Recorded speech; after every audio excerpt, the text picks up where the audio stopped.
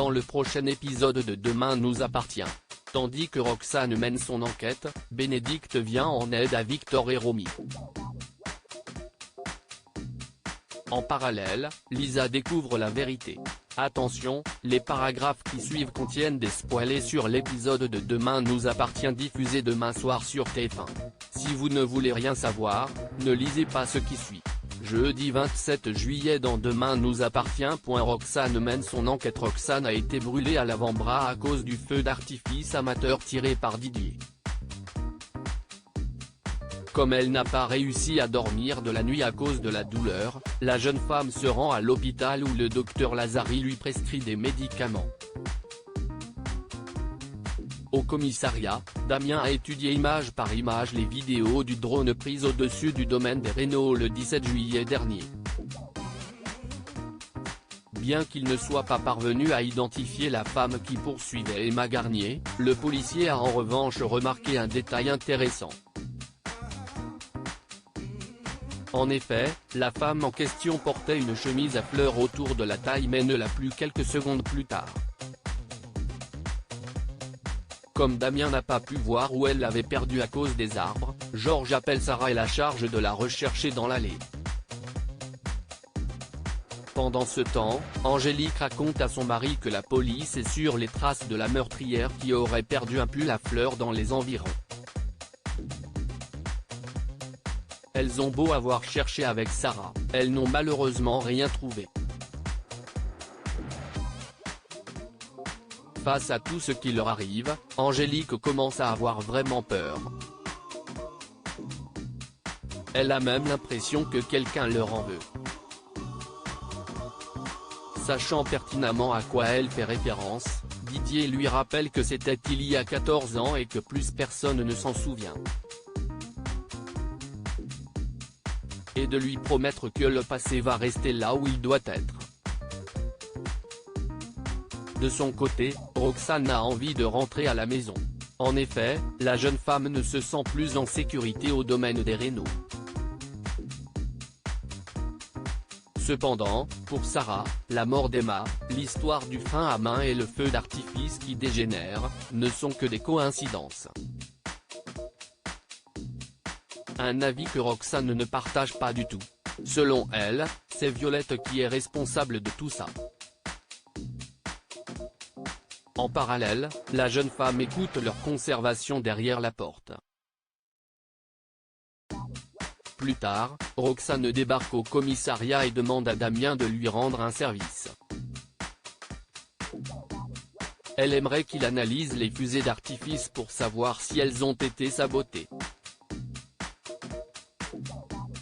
Roxane explique alors à son collègue qu'elle soupçonne la cousine de Sarah puis le pousse d'ailleurs à faire quelques recherches à son sujet. Sa femme n'étant pas au courant de sa venue, Roxane prie Damien de garder ça pour lui. Roxane en profite d'être au commissariat pour visionner les images du drone mais ne reconnaît pas Violette.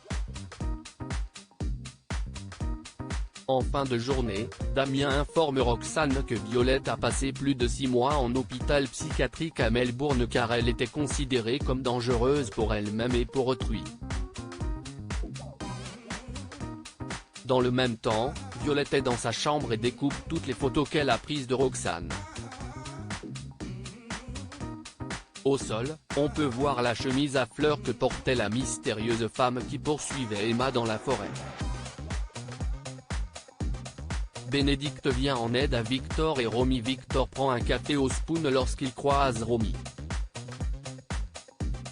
Après l'avoir invité à s'asseoir à sa table, les deux amis se mettent rapidement à parler de travail. L'occasion pour le père de Timothée de lui annoncer qu'il a renoncé à son projet d'hôtel car elle a refusé son offre. Comme elle trouve cela dommage, Victor précise qu'il n'a pas à se plaindre. Il faut dire que l'homme d'affaires a fait de nouveaux investissements. Il a même pris des parts dans un domaine viticole assez réputé. Quand il lui propose de visiter les lieux, Romy répond qu'elle a un rendez-vous professionnel puis prend la poudre d'escampette. Par la suite, Victor se rend à l'hôpital pour une séance d'ostéopathie avec Bénédicte. Au cours de la consultation, celle-ci le questionne sur sa vie sentimentale et il se confie alors sur sa rencontre avec Romy. Pour les aider à conclure, Bénédicte décide de jouer les Cupidons. Elle appelle donc Romy pour décaler leur rendez-vous du 31 juillet au lendemain à 11 h puis téléphone à Victor. Lisa découvre la vérité au petit matin, Aaron reçoit la visite surprise de son frère. Au cours de la discussion, Aaron lui apprend que Lisa a découvert leur petit pari et qu'elle a été très vexée.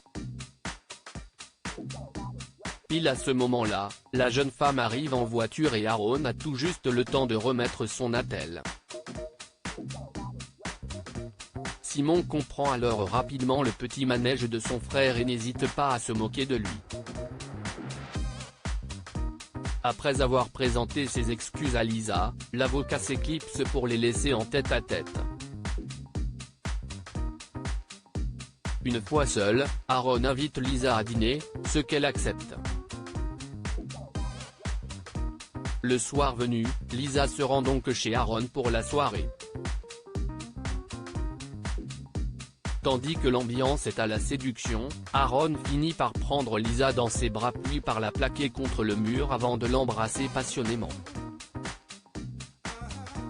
Ne voulant pas qu'il se fasse mal à la cheville, la jeune femme met rapidement fin à leur baiser. Le médecin lui avoue alors qu'il n'a pas vraiment une entorse mais une simple foulure. Bien évidemment, Lisa le prend mal. Aaron a beau lui présenter ses excuses et lui expliquer les raisons de ce mensonge, Lisa, qui déteste qu'on la prenne pour une imbécile, l'insulte avant de rentrer chez elle.